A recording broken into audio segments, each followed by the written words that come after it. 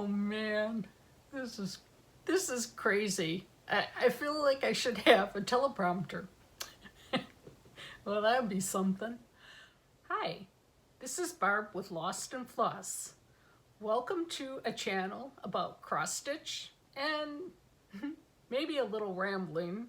Can't promise that weird things aren't going to come up here and there, but for the most part, you're going to see what I've been working on these last couple weeks and hope you enjoy. And there are quite a few new subscribers lately, so I'd like to say thank you and hope you enjoy seeing what I've been stitching on. Before I go any further though, I want to just acknowledge that there will be ums. I'm not gonna feel bad about ums quite as much as I did my first videos, because watching important people in big companies, I see them come out, or I should say hear them come out from numerous people. So I guess I'm not the only one that struggles with that, and I'm not a professional. I just like to stitch, so you're gonna get what you're gonna get. I will try, but you know how that goes. So we are on May 20th, which for my way of doing Mania is my day to reach my goal of an hour a day stitching on the Christmas stocking that I've been working on. And I'm here to say that I've met my goal. So bing, bing, bing. Should have a bell or something. I get to start 5 new charts then the rest of the month if I care to. So that was pretty exciting for me, and I have to say I'm re-energized by the stocking, and especially because I still am one behind. I always get to this point and then there's another grandchild, so which I love, but I hope maybe to get, well, I know I'm going to get this one done by Christmas, and so then I can move on to the next one. So that'll be fun. What else has been going on? Just, you know, normal life in this. I hate it when people say new environment, but, you know, that's basically what it is. And today I went grocery shopping for the very first time since this all started. So we were on vacation. We left March 9th. So I probably didn't go grocery shopping since maybe end of February, because we were trying to use stuff up. It was crazy. It was crazy. I felt like I was a kid in a candy shop, because it's just different ordering your groceries online and, you know, versus looking at things and picking them out. But I have to say, our grocery store nearby, they open at 6 for older people, and so I'm like, well, I'm gonna take my mask and we'll see how that goes. And almost everyone in there had masks on, and it was a great experience. It wasn't crowded, and so I will go back.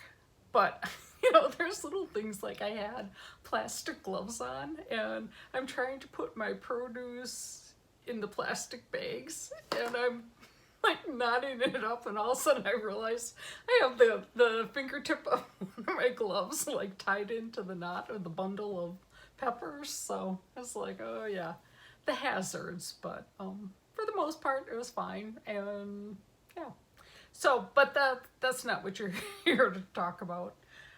I want to start showing you some of the things I've been working on. So Souvenirs of the Heart Star Spangled Spectacular by With Thy Needle and Thread, and I think everybody under the sun is stitching this one. I started out with the called for 28 count mushroom Lugana. I'm going to say iguana. Lugana. There, I got it. Not going to say it again. But it called for 1/1 stitching, and you guys, I'm like, why do I want such a roof so tiny? Well, I would, but I just don't want to stitch it that way. So I had this piece of something else. I think it's still 28 count, but it has some variegation in it. And so that's what I decided to use, and I'm doing 2/2. I mostly am going to use the called for colors, but I like how this amber shows up better for the house. So that's what I went with. It's kind of a fun little stitch for, you know, late at night when you want to be mindless, especially doing it 2/2. So maybe you guys can answer for me the question, is it easier to get used to doing 1/1 on linen versus iguana?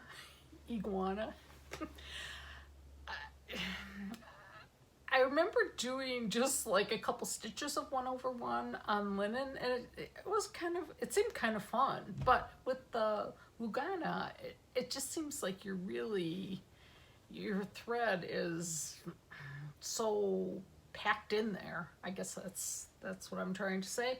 And so I don't know. Maybe it is easier on linen. So let me know if you have any hints for me, because I feel like I'm getting to the point where I need to start learning some of these skills, but whatever. Then next I've been working on Where Hearts Rest by Brenda Gervais. And I didn't get too far on this one. I'm stitching it on 32 count sand. And I have a little, see, I'm trying to get better about telling you what fabrics I'm using. So if I have the sticker, I'm leaving it on.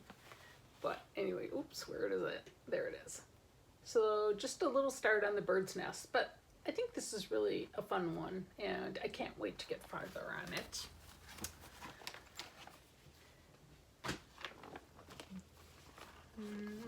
Then comes Prairie Schooler, Christmas Eve. I've shown this a million times before, and still waiting to solve my snowflake dilemma for when I'm totally done.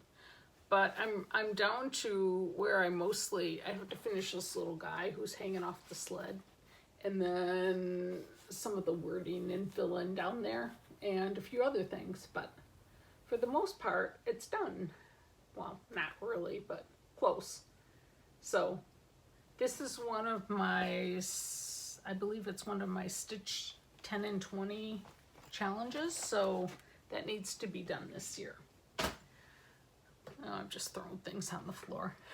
I promise someday I will have a better background, but between, I don't know, we tore up our floor before the pandemic downstairs, and things are all out of sort, and just, I feel like yeah, very disorganized, but oh well. So, I've been working on Madam Cottontail.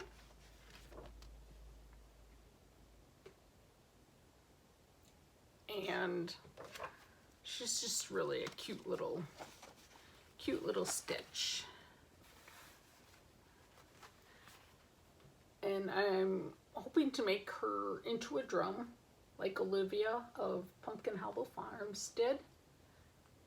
She was nice enough to loan me the chart, and so I'm going to try to do it justice because I thought hers was really, really cute.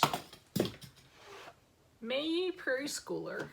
I have 3 of the months done so far, and it's my plan to keep always one in my rotation.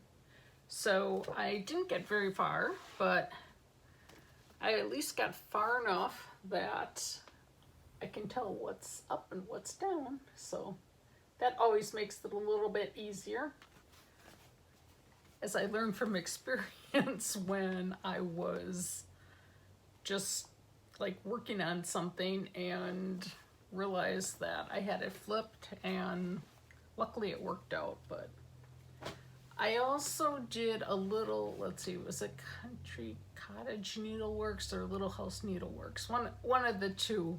A little flat fold mom chart that I did for my mom for Mother's Day. It was just a real quick, simple little thing, and I did it in bright cherry colors for her. So I'll insert a picture either here, well, not me, here, that's better.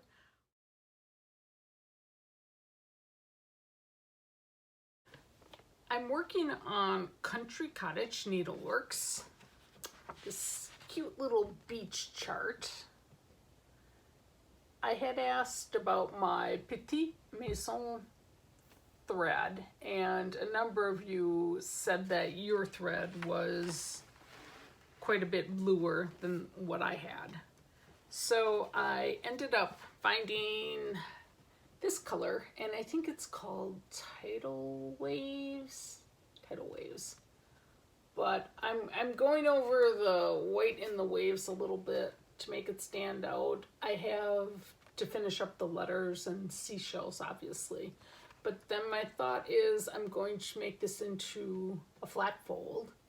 And I know at one time Hobby Lobby had some cording that was like the khaki and white. So I'm gonna see if they have that, just so I get this done sooner, because it is a gift and I would like to get it out soon. But if not, then I'll just have to make my own cording. I've done 2 out of the 4 Little House Needleworks ABC series, and now I'm working on spring. I don't know why, but I decided to change up the colors, which then causes me all sorts of issues. But I've got gray little bunnies. I made the one garden fence white. I like this Caribbean Waters color. I've been using it for so many things. I think that the 2 trees, I think they're too dark. So I'll probably pull those out. And this one especially, look at that, with the variegation in the thread. I swear it looks like a little boot on there. So that would bother me. And also, I don't think this lighter color really, I don't know, from far back, I think it gets lost versus the other colors I've used for the wording. So I would probably do something different there. But when I was picking out colors, I just did like little, oops, I guess it's on this side, little X's just to see how they would look together. And I like them, but I think that lighter peachy pinky shade, it doesn't work so well with the wording. So I'm not sure if I'm going to keep working on this since, geez, we're almost at June. That just blows my mind, but we'll see. Can't really say one way or another. This was a chart from Market this year that when I saw it, I knew I had to have it. It's After the Roses by Ink Circles. I mean, just, the colors and the pattern. I just, it's right up my alley. And look how pretty that would be. Just, you know, a simpler little pattern. So, Kathy of To-Dye House and I are doing a sale. And I think it's After the Roses sale. Is that right, Kathy? I will put it up here somewhere. So if any of you are stitching this one and want to stitch with us, please join us. Now, based on Kathy's Instagram posts, she's probably not any better at sales than I am. So you may finish before both of us, because I know she got sucked into another project, which was really pretty, and I could see why. So, but she's got a good start too. But I especially like the colors of these berries up here. Oh. I have a feeling though, with this being, you know, kind of 4 lobes, I'm going to screw up with going the wrong way or something. So I did put a little thread mark at the top, so hopefully that'll help me. And then I was thinking about this. From all you really knowledgeable stitchers, I have another question. So when there is a salvage, does it matter if you run your chart up and down this way or if you're supposed to be going that way? I'm kind of curious about that because I have no idea. Okay, and finally, what you've all been waiting for. Well, maybe not, but I am so excited to have made this kind of progress. I'm going to try to find a picture of where I was at the start of May or close to it, so you can see just how far I've come. But this is, something about, I was thinking go for the light, but that's not right. It's something about bright light, holly light, glowing light. Well, oh geez. Might have to read the chart. Holiday glow stocking, yay! So I'm getting really pretty far, and I've learned so much on this project, and even things about myself as a stitcher. I need to do the main characters first. I tried like starting from the top and always justifying every 10 rows, and oh my gosh, I stitched like this stuff for weeks. So I've learned that I need to do the character first. I've learned that Jan Hicks has a system for, well, she has a whole video on big charts. She uses these little coin holder things you can get on Amazon, and I won't have the link to it, but if you're interested, go to her video where she talks about like how she organizes for, I don't know if it's a Haid or, you know, like a large project of that nature. So these things I just love, because right now with this stocking, I've got them all in floss bags, and it's hard to get at them, and I tend not to put extra pieces back, where this one, when I do my next stocking, I'm going to have like a slot for the full skein, and then if I have any, like maybe 4 lengths pulled off the full one, then I'm going to put them in the pocket underneath, and these can go in a binder. And I think I'm going to alphabetize them so that, you know, I can just like flip through and see them really, really quickly. So thank you, Jan, for that great tip. And then the other thing, I used to just count from where I left off instead of like running a copy and highlighting.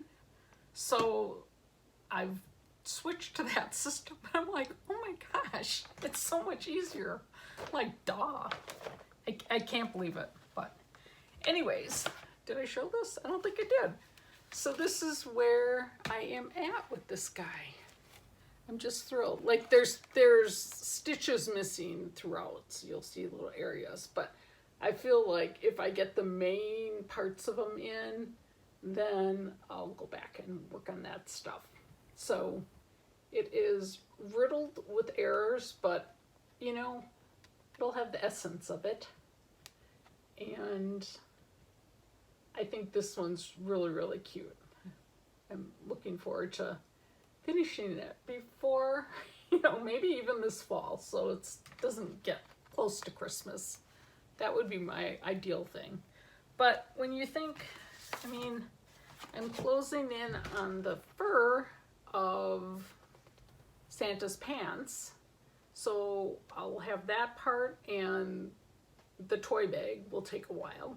But really, like Frosty, his body is a lot of 3-ply tent stitches, so I mean that really fills in quickly. So I think I've made really good progress, and I think I will maybe always do Mania my way, because it just gives me the kick I need to like devote time to something more difficult. That it's easy to, when you're tired at night, not just, you know, necessarily want to pull out the more difficult thing. So a lot of times I stitch for much more than an hour. So I think it's, once you get back in the groove of, you know, your system with the chart and looking where you are, it just is easier to keep going on it. So my plan is, so this, I'll keep working on this till I get it done, but I'm going to start min fins, as Kathy from Today House would say. So my min fin goal for June is going to be to get Santa's boots put in. And then maybe July, we'll go for his toy bag. And then that will give me August, September, October, November, like 4 months to finish like the rest of his snowman's body, although I might do that first. But like even the ground shading and that sort of thing. And then of course I have to do the name. But luckily 6 letters, not so bad. Not a real long one. So my last video, I showed that I had New York Dreamer Springtime finished. And now I'm trying to figure out, I have like some really vintagey seam binding, or else I have newer stuff, but it's just a little bit lighter. So I'm thinking maybe I'm going to try tea dyeing it just to see if it tones down the brightness. But I've got so many backing choices. So let's just play along with me and see if you can help me make this decision. This is 1. This is 2.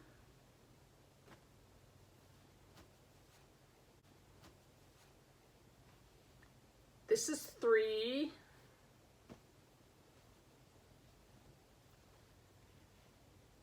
This is 4. I kind of like that one. 5.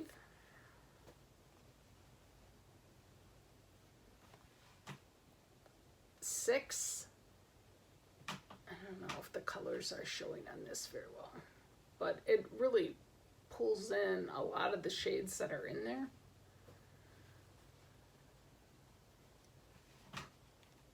7. 8, and I kind of do like this one too. And 9. So I'm going to do a pillow very similar to wintertime. Maybe not quite so ruffled of an edge, but I think I'm going to put the ruffles on this one as well. But I struggle with which of those fabrics to use. So maybe if you don't mind leaving me a comment with your opinion, that would be really, really helpful. What else? Oh, I know. This is the big one. I gotta find it. Hold, please. Oh, man. If you guys, well, you probably can see the mess I have going here. It's like, I don't know. I started out trying to be organized and it all kind of just explodes. But anyways, I wanted to mention the Stitchy Kindness farm girl, Michelle. She sent this cute little note and a gift certificate to 123 Stitch. Kind of as a participation award for the Stitch 9 challenge last year. Michelle, you are just the sweetest. Words don't convey how much I appreciated your kindness. So I will enjoy, I already think I know what I'm gonna get up with that. So stay tuned, but thank you, Michelle. That was really, really above and beyond. For those of you who haven't participated, hashtag Stitch 10 in 20. It's fun. Like, it just gives you a push to get things done. And honestly, you know, when you're struggling, and it doesn't necessarily have to just be cross stitch, it can be other things as well.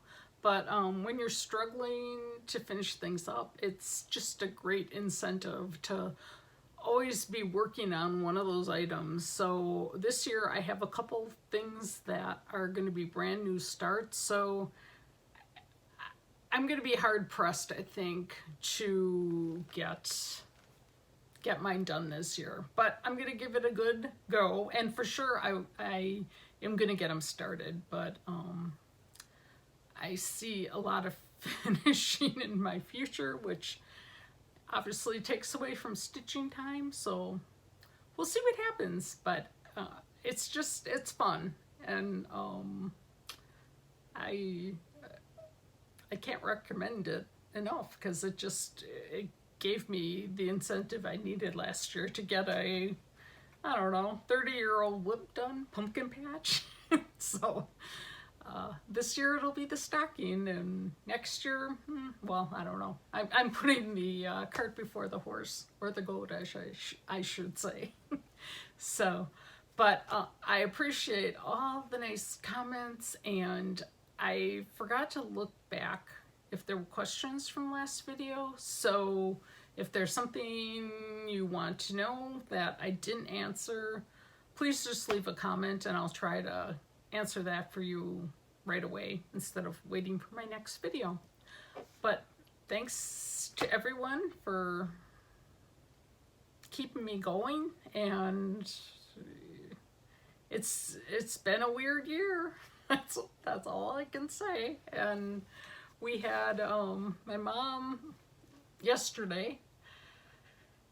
We have a triple birthday in my family. My mom, my sister, and my oldest grandson all share the same birthday. And, you know, not being able to, like, physically be next to these people, the assisted living where my mom isn't allowing people in. So we were able to, my sister picked up a cake and we had flowers and gifts and whatever. And those were on the inside, and then she was by the window, and we had a cell phone on speaker at each location. But, you know, it's just not the same. And then my little grandson, they did, as many people are doing, the drive-by birthday parade, and they're on a cul-de-sac, so it worked perfect. And they had, you know, just bags set up for the kids to, you know, get something to take home with them after they stopped, and it was fun. I mean, there was they had a bubble machine, and just lots of stuff to decorate the yard and whatever. And it was fun watching the cars pull up and the kids, but just different when nobody gets out. But then I was thinking, heck, just think of how much time, I think of how long it took me to get ready for like kids' parties at home back in the day, and I'm like, holy cow, I should have invented that idea.